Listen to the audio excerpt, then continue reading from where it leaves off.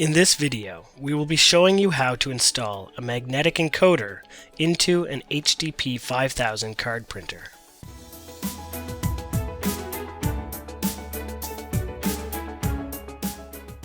Before you start, you will want to remove power from the printer by pulling the cord out from the back of the printer.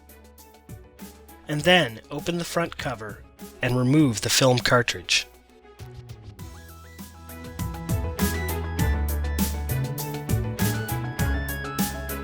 In the top left corner, you are going to see a section that is held in place by one screw. You will want to remove that one screw and then use your screwdriver to pry that section out a little bit and remove it the rest of the way. Then you will take your magnetic encoder and slide it into that section and push it in until you hear a slight click. And you can replace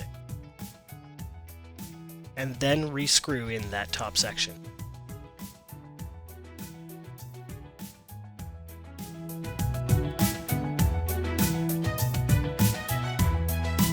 Once the magnetic encoder has been installed, you can double check that it is being recognized by the printer by going to the info option on the screen and clicking next until you get to the magnetic section.